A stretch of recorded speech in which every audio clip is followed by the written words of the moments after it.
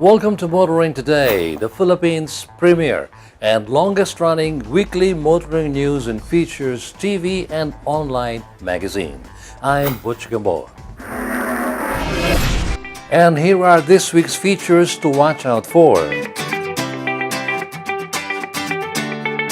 On Motoring Forum, we shall have the LTO and the Riders Group on the issue of Doble Placa Bill. Our road safety reminder on the Young Street Smart portion is about walking facing traffic. This week's Payam Chuper is regarding wearing of proper uniforms of PUV drivers.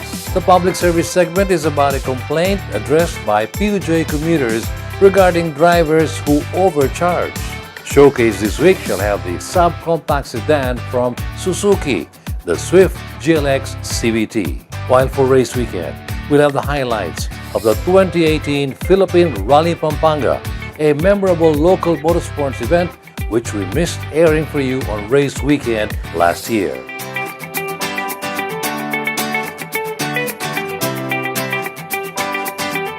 All this plus the latest news in transportation and traffic management are on this week's edition of Motoring Today. Join us.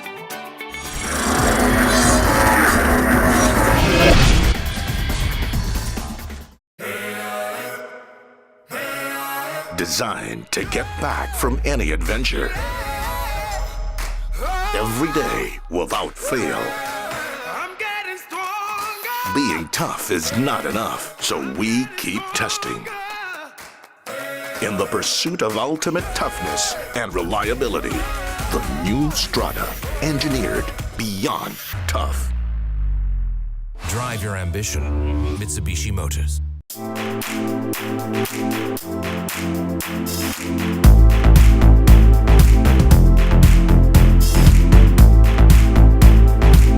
I'm gonna miss you. I'll miss you too.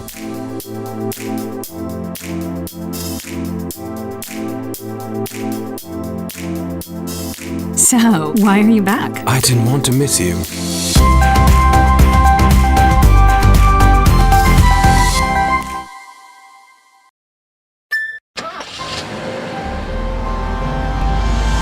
Be comfortable when you're out of your comfort zone and embrace a wider world of adventure.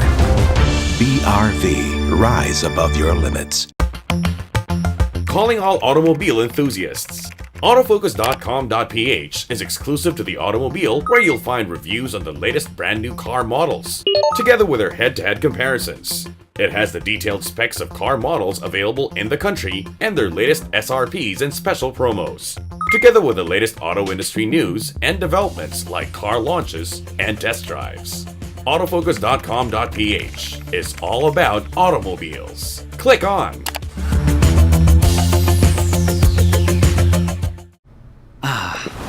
The things that make my day. My mini-me. My kind of jam.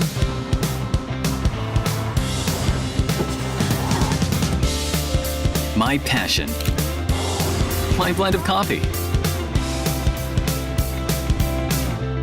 My inspiration.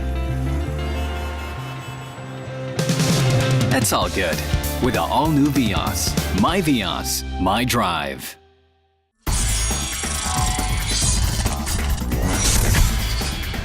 Here are the latest news in transportation and traffic management. The Estrella Pantaleon Bridge, which connects Makati City and Mandaluyong City, has been officially closed to give way to the construction of its replacement. According to the MMDA, the reconstruction will take 2 years. Here are updates from the agency. In a press briefing, MMDA General Manager Jojo Garcia said the alternate routes in Mandaluyong and Makati areas were congested on the first day as they had expected. The EDSA part, on the other hand, wasn't that affected according to the agency.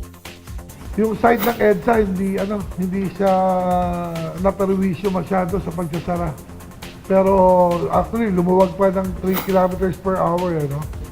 Ang talagang naggrabe sa side ng Makati and Mandaluyong, doon sa Makati-Mandaluyong Bridge. Yung original bridge, no? Ito nga yung reason ba't tinayo itong Australia Pantalyon para maging alternatibong daanan nila. Dahil nga main thoroughfare talaga dyan yung Makati-Mandaluyong. So dito nagkaroon na matinding choke. Garcia also said that there are more people traveling to Makati from Mandaluyong for work on a daily basis. Hence, they will be monitoring if more motorists would take EDSA instead of the other alternate routes. Alam naman po natin, mas madaming taga-Mandaluyong na nagtatrabaho sa Makati kaysa Makati going to Mandaluyong. Kasi nga, business district ng Makati. So talaga ng umaga, lahat ng papuntang Makati, galing sa Mandaluyong, San Juan, ganyan.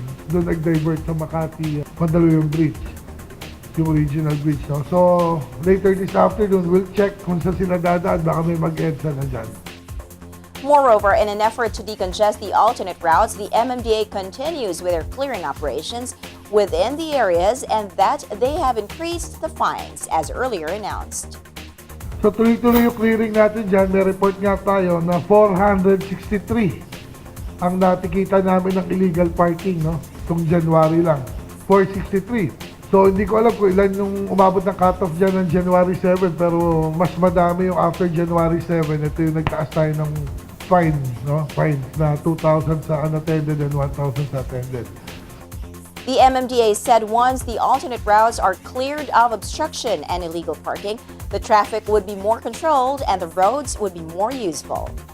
Kung ito yung mapapaluwag natin, sa tingin ko, hindi ganun magiging problema, no? Alternate routes natin. Kasi nga, kung dati nababaraan yung mga kalsada na yan ng more than 50%, so just imagine another 50% ng volume ang pwedeng dumaan sa mga kalsada yan. Baka makompensate yung 35,000 na dumadaan sa Pantalyon, Australia.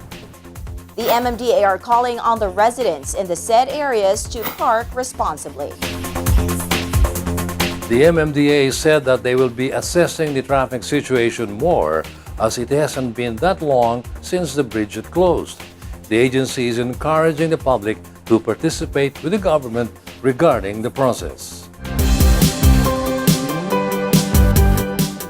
Meanwhile, in line with the MMDA's goal to decongest traffic in EDSA, the agency has announced that the removal of all provincial buses in the metro's main thoroughfare has already been decided on and final. The MMDA has announced that the decision to close 46 terminals of provincial buses along EDSA is already final. With this, the MMDA urges operators to start notifying their passengers that they would no longer use the bus stations in the metro's main thoroughfare once the super terminals north and south of the metropolis open in February. Once the super terminals are completed and the 46 provincial bus stations along EDSA are closed, travel along the 23.8-kilometer highway would be faster. Moreover, the two super terminals are capable of holding more than 4,000 buses. Construction of the super terminals in Santa Rosa City, Laguna for southbound buses and in Valenzuela for northbound buses is in full blast. The two transport facilities are expected to be operational before the end of the first quarter of this year. The MMDA is hoping to be able to initiate partial operation of the terminals by mid of the first quarter of this year, as coordination and proper authorization on the bus routes will have to be done as well with the DOTR and the LTFRB. Continuing, electric jeepneys have recently been rolled out in line with the government's PUV modernization program and through the e-Sakay private sector partnership. The e-jeeps will fly the Makati-Mandaluyong route. The 15 e-jeeps that were rolled out are compliant with Euro 4 emission standards and PUV-MP specifications. Additionally, they run on electricity and are emission-free. Each e-jeep is also compliant with a PUVMP featuring a side entrance, automated fare collection system, GPS tracking system, and CCTV cameras. They also come with priority seats for senior citizens and PWDs, as well as onboard Wi-Fi and USB ports for passenger convenience and comfort. This Isakay route spans from MRT Buendia in Makati to Mandaluyong City Hall via Jupiter Street with a fare range of 9 pesos to 15 pesos. This is the result of the government's partnership with Isakay Incorporated, a registered subsidiary of Meralco, which supports not only the PUVMP but also the government's initiative to provide a safer, more sustainable, and environmentally friendly transportation system to the riding public.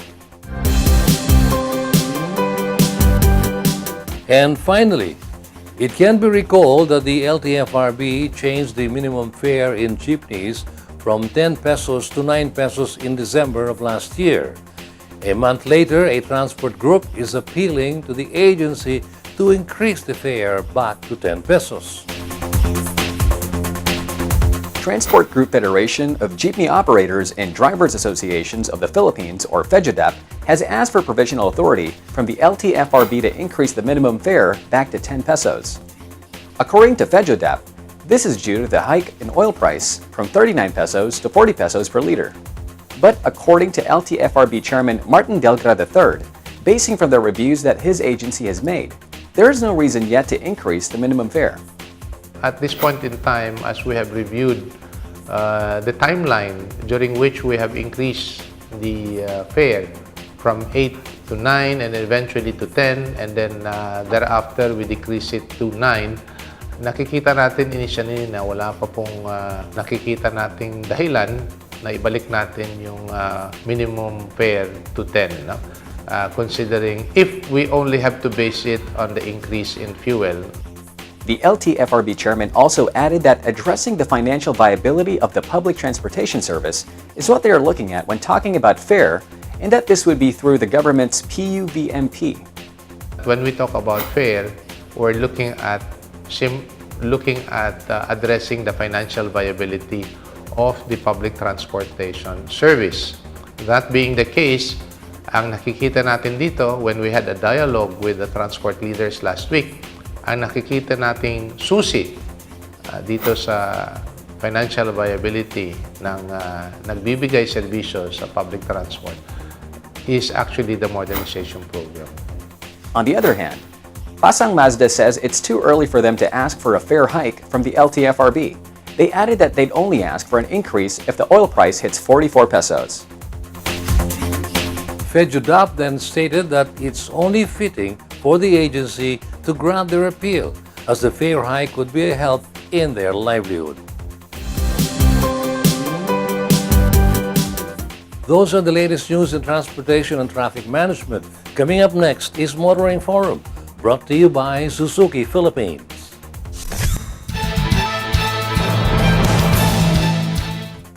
In protest to Motorcycle Crime Prevention Act of 2017, also known as the Doble Placa Bill, riders of the Philippines held a unity ride along EDSA last December. The riders stood up for their reason as well as their goal in holding such a protest. On the other hand, the government is also firm in implementing the said bill. In this week's Motoring Forum, we will hear important insights from both the LTO and the riders group regarding this issue. Over 10,000 motorcycle riders participated in the Unity Ride led by the Riders of the Philippines group in protest against the Doble Placa Bill, which is now undergoing a bicameral.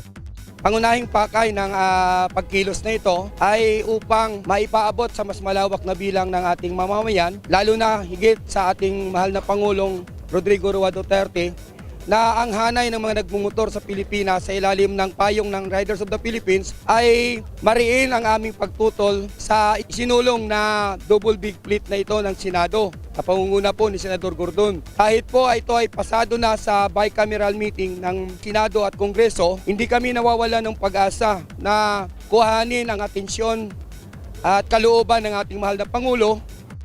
The bill requires all motorcycles to fit a license plate both in front and behind. Estimated to be approximately 200 millimeters by 225 millimeters, the new plate size is larger than the standard plate for motorcycles.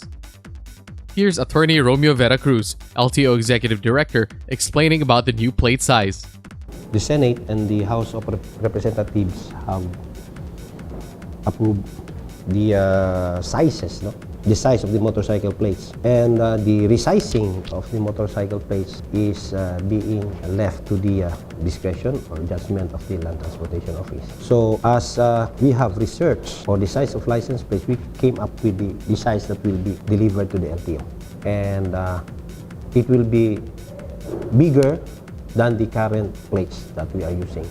This is a sample of the plates that will be used. It is a 225 mm by 200 mm and 2 alpha, 5 numeric, and it has some security features. You will have a barcode. The LTO Executive Director added that the new plates will have the RFID feature. Yung sinasabi kong RFID, maganda po ang RFID na feature. Maalala mo yung makikita mo sa doon ka pag flag down ka ng mga pulis, yung mga pulis bibigyan natin yan ng mga RFID readers. Para mabilis na, hindi na yung titingnan lang yung RFID. Mabilis na verification ng tingnan RFID, tingnan lang mag nag-match yung plate niya doon sa RFID, alam na niya kung ano yun. Tsaka yung pangalan, mabilis na po. However, according to the ROTP, the proposed double plate bill is unsafe for the rider if improperly mounted. The group also added that the law discriminates motorcycle riders as it depicts that all of them are potential criminals. Hindi kami tutol o resolbahin ang kriminalidad involved ang motorsiklo, pero hindi sa ganong paraan nalagyan ng dalawang malalaking plaka ang motor. Kami po ay halos 1 taon na pabalik-balik sa ating Kongreso dahil na rin sa imbitasyon ng Komite on Transportasyon na binubuo ng 181 congressman, at kasama kami doon sa paglikha ng kanilang desisyon ay lakihan ang plaka sa likod na mababasa sa layo na 12 meter. Kaya tinawag po ang kanilang version na readable plate, pero nalungkot kami na pagsisikap na ito ng ating mga kapatid sa Kongreso ay nabaliwala lamang dahil pagdating doon sa bicameral meeting, ang nasunod pa rin ay ang kagustuhan ni Senador Gordon na lagyan ng dalawang malalaking plaka ang harap at likod ng ating motorsiklo. The group also aimed to protest for the restriction of angkas operations through the Unity Ride. In December, the Supreme Court, through the LTFRB, issued a resolution that prohibits the motorcycle-based ride-hailing app from operating. Both angkas riders and its customers were affected by this decision, especially because it was implemented in the midst of the holiday rush. Usapin ng ating mga kapatid sa angkas, nalulungkot kami na sa panahon ng nalalapit ang Kapaskuhan, ay naglabas ng temporary restraining order ang Supreme Court at magbibigay ito ng kawalan ng kahandaan sa hinaharap na Paskong darating. Ang may 25,000 na mga kasama namin sa angkas, kapwa rin namin riders, dahil nga po dito sa ginawa na ito na pagpapalabas ng temporary restraining order. Kaya nananawagan kami sa ating pamahalaan na sana ay simulan na ang legalisasyon at i-regulate ang operasyon ng angkas, dahil naniniwala kami na ang operasyon ng angkas ay malaki ang naitutulong nito sa aming libu-libong mga kapatid na namumroblema lalo na sa mga last hour at naiipit sa buhol-buhol na trapiko. The ROTP calls on their fellow riders from across the country to support them in their appeal against the Doble Placa Bill. Hindi natatapos sa araw na ito ang gagawin nating pagpapakita ng ating pagkadiskontento at patuloy na panawagan na huwag ituloy ang doble plaka. Sana makatulong ang iba pa naming mga kapwa riders na manawagan sa social media, gumawa ng mga kanya-kanyang inisyatiba para makakuha tayo ng atensyon sa ating mahal na Pangulo, dahil perma na lang ng ating Pangulo ang kulang dito para maging isang ganap na batas. That was LTO Executive Director Romeo Vera Cruz and Mr. Robert Pirillo, President of Bulacan Motorcycle Riders Group, on the issue of the Doble Placa Bill for our Motoring Forum this week, courtesy of Suzuki Philippines.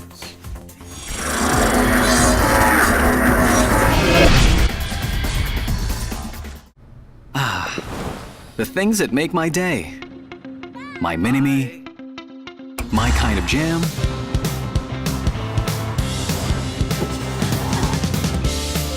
My passion. My blend of coffee. My inspiration. That's all good with the all-new Vios. My Vios, my drive. Designed to get back from any adventure. Every day without fail. Being tough is not enough, so we keep testing. In the pursuit of ultimate toughness and reliability, the new Strata, engineered beyond tough. Drive your ambition. Mitsubishi Motors.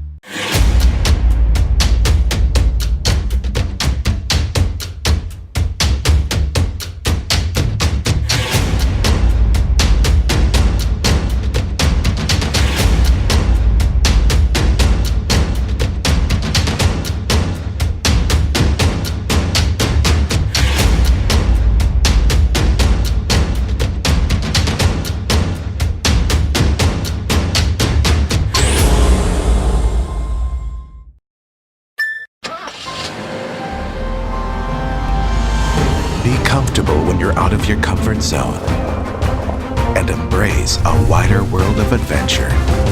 BRV, rise above your limits.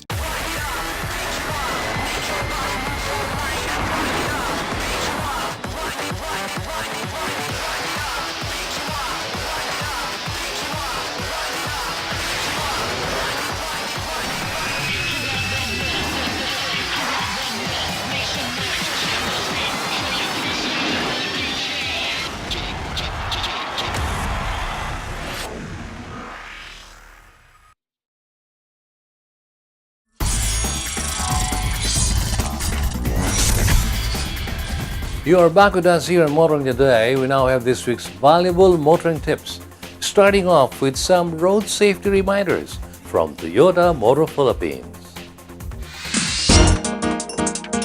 Hello everyone and welcome to Motoring Today's Young Street Smarts Club. This is brought to you through the courtesy of Toyota Motor Philippines and the Toyota Foundation. My name is Susie of Magic 89.9. Muling magbibigay sa inyo ng simpleng tips on how to use our roads properly and safely. If you're walking the sidewalks of the road, it is always better and safer kung ikaw ay nakaharap sa direksyon kung saan papunta ang traffic. This way, meron ka pang oras para iligtas ang sarili kung sakaling makita mo na may paparating na aksidente. Until the next time here on Motoring Today's Young Street Smarts portion, where you can learn to be safe while on the road as a pedestrian, commuter, biker, or driver. This is Susie of Magic 89.9 reminding you to always be a safe and responsible road user. More motoring tips for you here on Motoring Today. Proper driver's demeanor while behind the wheel from Mitsubishi Motors Philippines. Payong tsuper lang, kaibigan. Ako si Ka Jojo Martin, isang kapwa niyong tsuper, maging maayos sa pananamit tuwing papasada. Kung gusto nating makarami ng pasahero, gawin nating presentable ang ating mga sarili sa tuwing tayo ay magmamaneho. Ugaliing isuot ang uniform ng samahan na iyong kinabibilangan kapag papasada sa daan. Iwasang magsuot ng mga pambahay na damit katulad ng sando at tsinelas kung ayaw mong ang pasahero ang umiwas at magalit. Tandaan, kapag maayos ang kasuotan, pasahero ay iyong kaibigan. Ito po si Ka Jojo Martin, payong tsuper lang, kaibigan, mula sa isang kapwa niyong tsuper.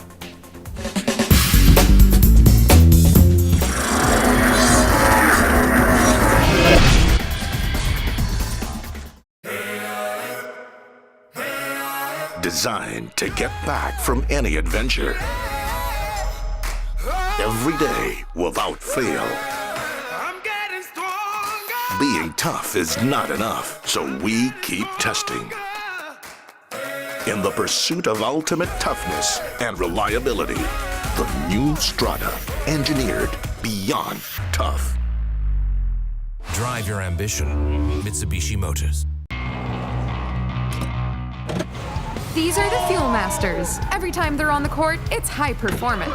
Every time I'm on the road, I can also expect high performance from Phoenix Fuels.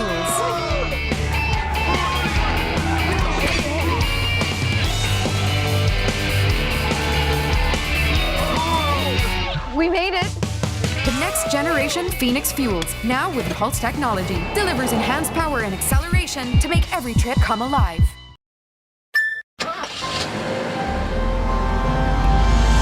Be comfortable when you're out of your comfort zone and embrace a wider world of adventure. BRV, rise above your limits.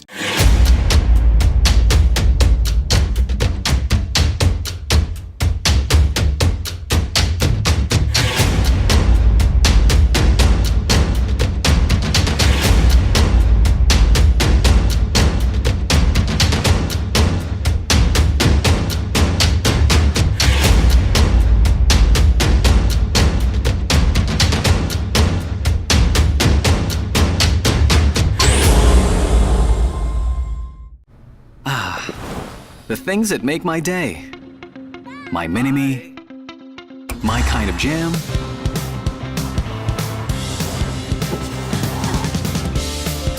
My passion. My blend of coffee. My inspiration. That's all good with the all-new Vios. My Vios, my drive.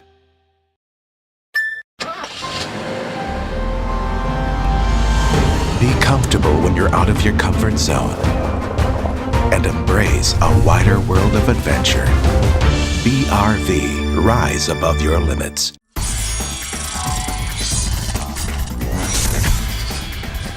Continuing, we now welcome you to Motoring Today's World of Motorsports.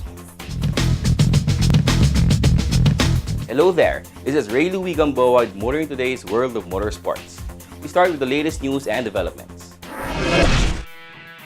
The drag racing season has gotten off to a hot start with the holding of the first leg of the Northern Series of the 2019 National Drag Racing Championships at the Clark International Speedway. After 2 days of head-to-head straight-line racing, June Lapira emerged as champion of the Sportsman Class. Ronald Samonte, on the other hand, ruled the Expert Class. Alan Tabustar was champion in the Super Pro Class, while Arvin Millet topped the Pro Class. In the Diesel Class, Itzuel Manyo ended the day as champion with Johnson Q driving the championship in the Quick 8 Class. The second leg of the NDRC is set on February 16 to 17, still at the Clark International Speedway. 2018 National Slalom Series champions are set to be awarded on the night of February 2 in Kowloon House Restaurant in Quezon City.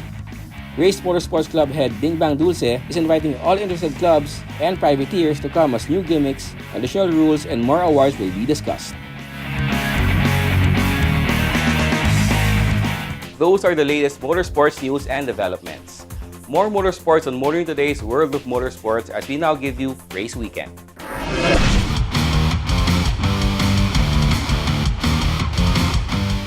Our Race Weekend feature takes us back to a truly significant event of last year's local motorsports season. It happened one memorable weekend in the final month of last year. We're talking about the holding of an honest-to-goodness rally event, the 2018 Philippine Rally Pampanga. We were there to witness and record the highlights and sidelights of the first ever rally in the country in 15 years. We also talked with some of the major players and participants. Race Weekend presents the best of what we recorded of this significant event for rallies and rally enthusiasts in years.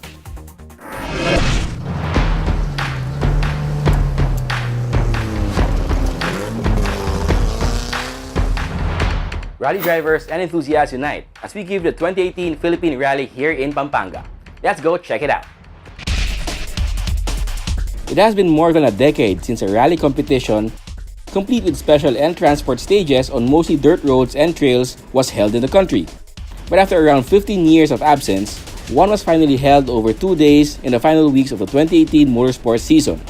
It is certainly no surprise that the rally was organized and staged by the same people behind the Philippine Rallycross Series who has been keeping the fires, or at least the embers, so to speak, of racing in the dirt burning.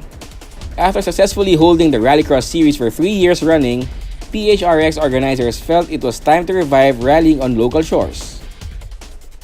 Right now, meron kaming rally na 14 stages rally, a total of 60 kilometers special stages.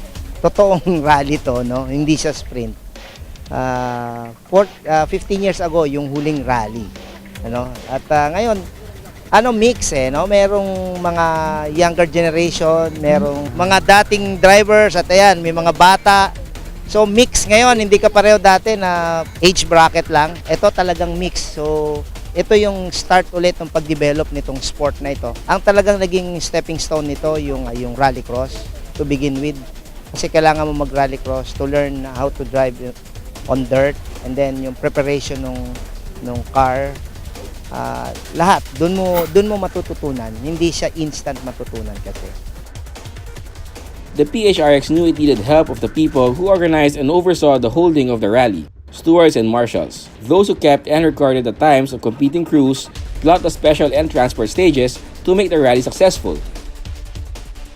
Marami yung kapareho nung kinausap namin, yung mga nag-officiate na mga dati pa nung nagpapa-approve tayo for Asia Pacific, which is nag-gather natin silang lahat, na napagsama-sama natin sila, na magkakasama kami ngayon, one team, na para maging successful itong event na ito. The rally attracted a number of participating crews, driver and co-driver, and the teams of mechanics who prepped the rally cars for the competition and who worked to keep the cars running over the course of the rally. 10 crews signed up for the first local rally in 15 years. And it wasn't a surprise that most were rally competitors of years past looking to relive the glory days of Philippine rallying. We asked the older participants about how they felt about rallying again and the significance of reviving the sport. I feel young again. Reminds me of the golden years of rallying 20 or so years back. It's also nice to develop younger drivers. So hopefully we could go back to the Philippines, going abroad and competing the glory of our country. All of us, basically the older generation of rallyists, are happy to see it come back, no? And that's why several of the guys that are joining are actually, they have been rallying for many years, no? So the revival is something, it's a very welcome sight. You can ask all the participants, especially the new ones, it's a different experience. Ito yung una, after 15 years, ngayon lang nagkaroon uli ng rally, long rally kung tawagin. So, marami naglo-look forward, sayang lang at konti yung sumali, 10 lang yata kami. Pero, very exciting yung ginawa nila, napakaganda. The veterans are looking at participating in rallies not only for their own enjoyment, but also for how this is good for helping spark new interest in rallying and for nurturing this interest among the next generation of rally enthusiasts. Good, para meron uli ng mga younger generation na makatigil na rally. And then, eventually, sila yung mga papalitan. It wasn't only the rally veterans who enjoyed the experience of competing in a real rally event that tested not only their driving skills on dirt roads, but also the preparations and strategies involved in a motorsports that includes driving on a number of special stages, as well as transport stages, while ensuring to keep the car in shape to complete the whole event. For some, it was following their parents' footsteps. For others, it was finally experiencing a sport that they followed vicariously on television and enjoying the challenge and fun of competing with their idols and legends of the sport, and more importantly, learning from the masters. Happy sila, especially yung matatanda. Alam nila ano yung rally. So, nag-enjoy sila. Yung mga bata, yung hindi pa nila na-experience, dun sa gitna nung race, sa gitna nung SS, nakikita namin, nakakausap namin sila na happy sila na ganun daw pala yung rally na event. Siyempre, number one, nakakatuwa din na bumalik yung rally kasi yung father ko kasi sa rally driver. So, dati nanonood lang ako. So, pangarap ko rin siya ma-experience ngayon. At least, nagawa na namin ngayon na na-testing namin yung rally. Ayun, well, as a navigator kasi, as co-driver, yun, yung fun din na nakuha ko dito is yun, yung importance pala nung role nung navigator. And siguro nakakatuwa rin na yung younger generation kami nakikita to. And sana magtuloy-tuloy para yung ibang enthusiast ng motorsports makita rin na yung discipline ng rally buhay, tsaka mas exciting talaga siya kaysa sa iba eh. Kasi may strategy and everything, sobrang daming involved yun.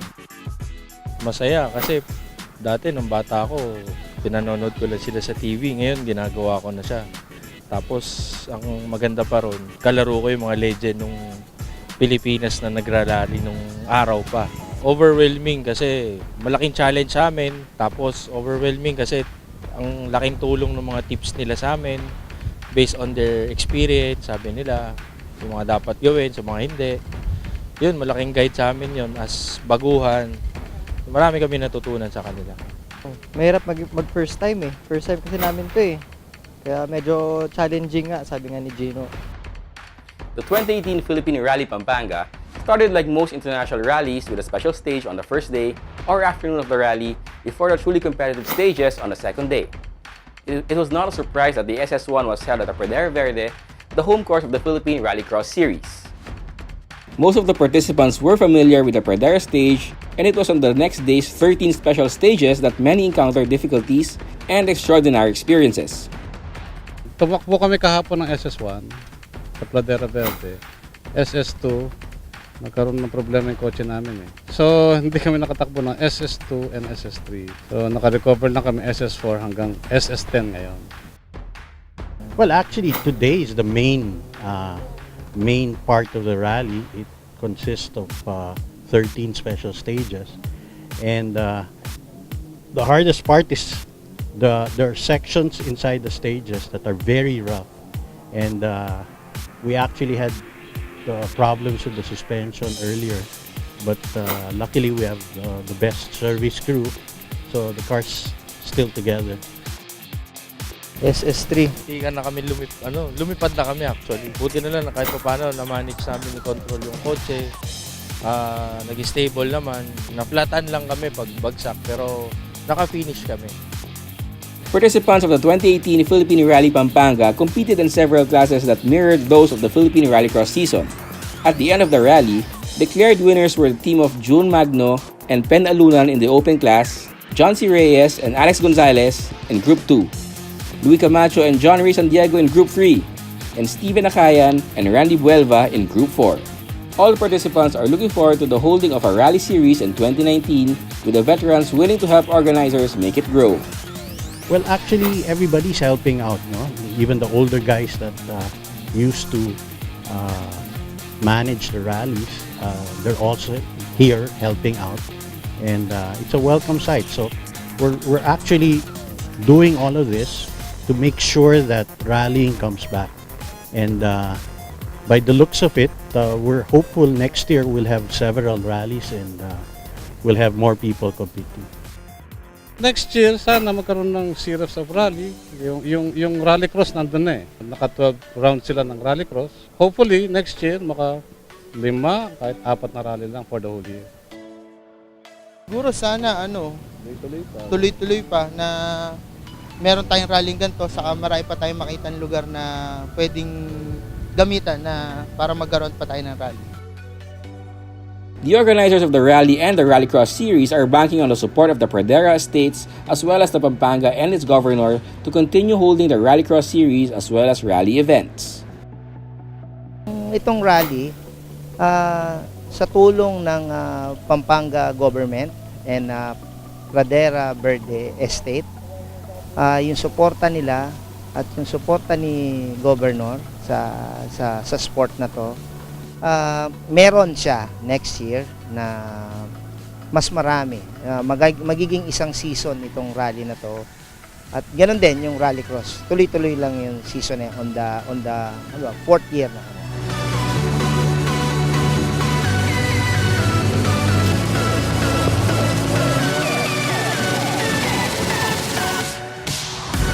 And that's our coverage of the revival of the rally in the country. Be sure to check us out next week for the latest in the local motorsports scene. My name is Ray Louis Gamboa.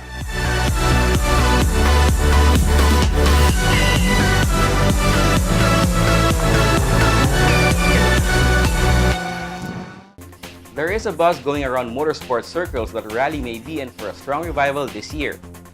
The Facebook page of the Philippine Rallycross Series can attest to this with messages and inquiries from veterans as well as young ones looking to try out the sport. Race Weekend is also looking forward to covering the revival of rallying in the country as well as other motorsports disciplines.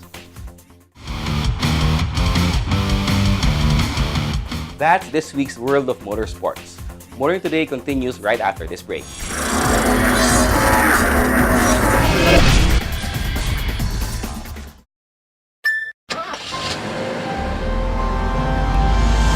Be comfortable when you're out of your comfort zone and embrace a wider world of adventure. These are the Fuel Masters. Every time they're on the court, it's high performance. Every time I'm on the road, I can also expect high performance from Phoenix Fuels.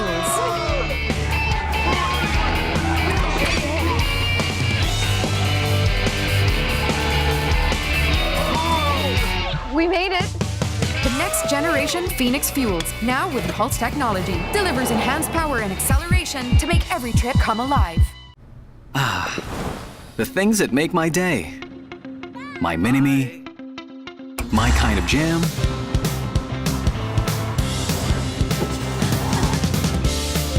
My passion. My blend of coffee. My inspiration. That's all good with the all-new Vios. My Vios, my drive.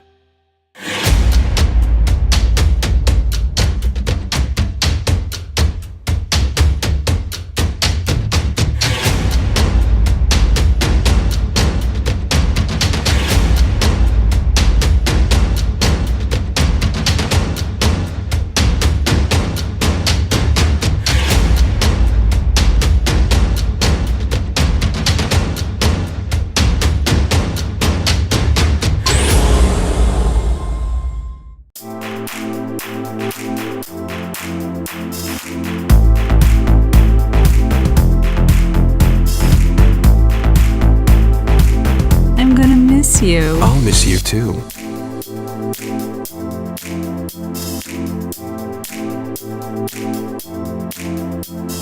So, why are you back? I didn't want to miss you.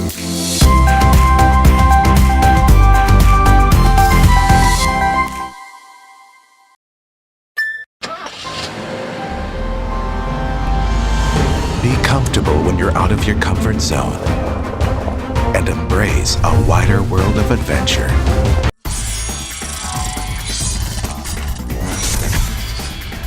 Welcome back to Motoring Today. The auto industry now takes center stage.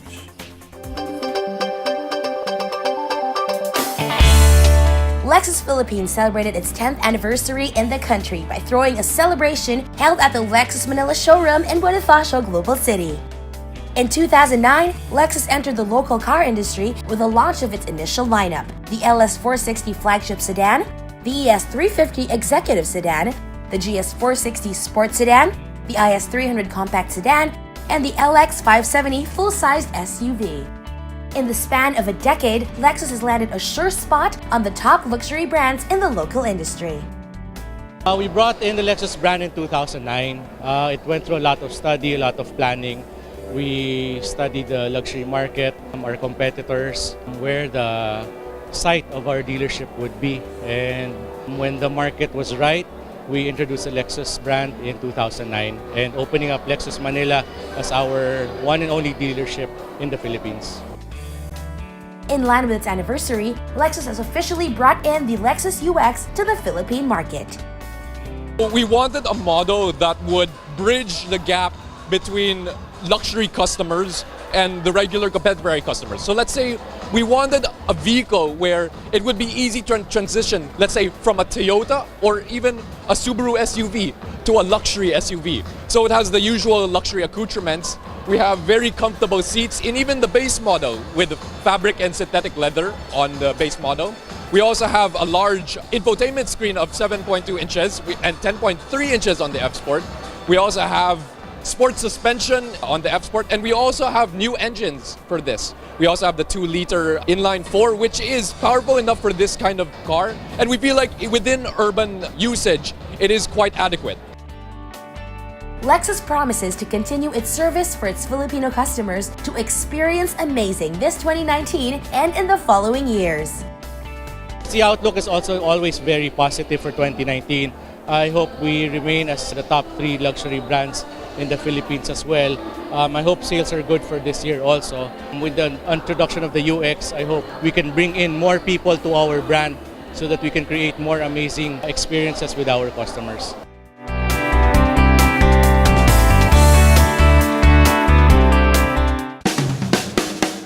Phoenix Petroleum, through its corporate social responsibility arm Phoenix Philippines Foundation, continues to fulfill their commitment to protect and preserve the environment by expanding its Build a Reef project. This project aims to produce more artificial reefs and include more areas in the country as beneficiaries. A total of 75 artificial reefs made from skeleton dome-type frames covered with cement and lime sand were built by Phoenix Petroleum employees and partners from the Philippine Coast Guard, Philippine Coast Guard Auxiliary, and the local community. The reefs were donated to marine protected areas in Davao City, General Santos City, Misamis Oriental, and Cebu City.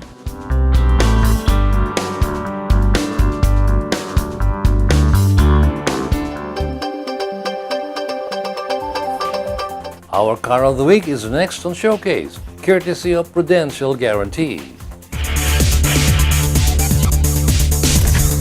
The Swift has always been one of Suzuki's best-selling models. Now in its 4th generation, the Swift continues to prove itself and remain on its place in the Philippine auto industry. Watch this.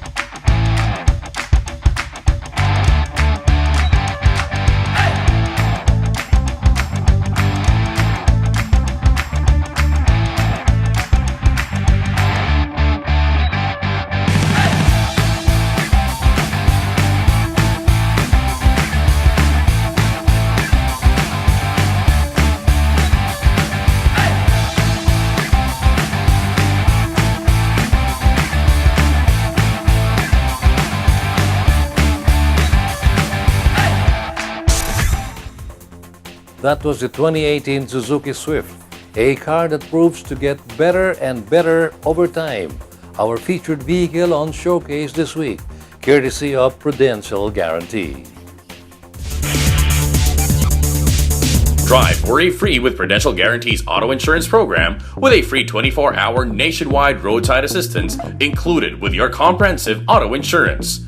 Rest assured, we'll take care of you and your car wherever you are. Prudential Guarantee's auto insurance program, 100% worry-free driving.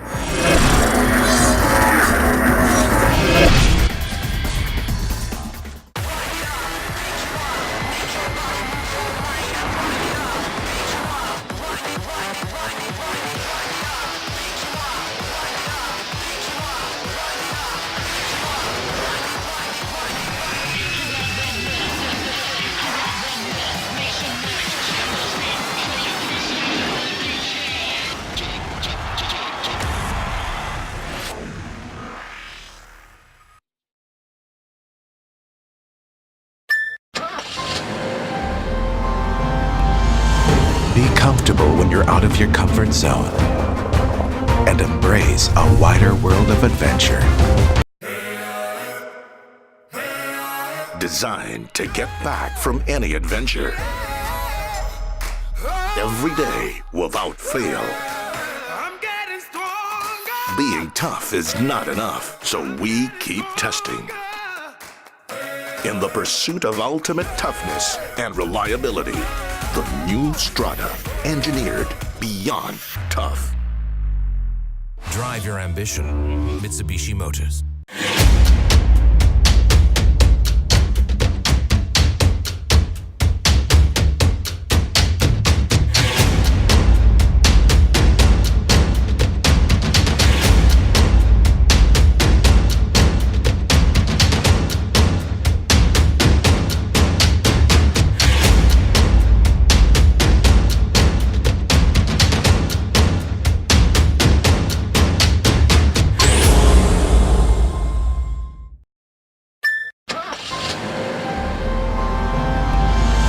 Be comfortable when you're out of your comfort zone and embrace a wider world of adventure. The things that make my day. My mini-me. My kind of jam.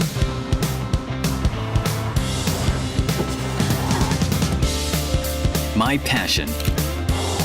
My blend of coffee. My inspiration. That's all good with the all-new Vios. My drive.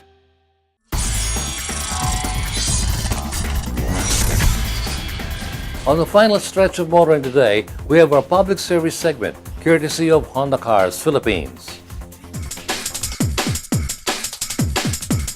What we will be highlighting this week on public service is a complaint from some public utility jeepney commuters that some drivers are charging a minimum fare of 10 pesos. It can be remembered that last year, the LTFRB has approved a 1 peso fare hike on PUJs. After the prices of gasoline went down, the agency has brought the minimum fare back to 9 pesos. While being on the road most of the time, we heard complaints from commuters saying that some drivers are charging 9 pesos and some are asking for an additional peso. There was an instance when we heard that it's because some drivers have franchises and some do not. We will clarify this matter to Attorney Martin Delgado III, LTFRB Chairman, for the benefit of the commuters and the drivers as well. That's our public service segment brought to you by Honda Cars Philippines. And may we remind you once again that if you come across any motoring issue or problem that you deem as unsafe or inimical to the general motoring public, which you would like us to highlight on this portion or to refer to the proper authorities for appropriate action, please feel free to let us know about it. Take a look at your screens for our contact details. And that's the week that was in motoring. Thank you for joining us. Also, don't forget to like us on Facebook and follow us on Twitter and Instagram. Until next week here on Motoring Today, now in its 32nd year of continuing service to the general motoring public, with a lifelong commitment to promote road safety. I'm Butch Gamboa. Happy motoring.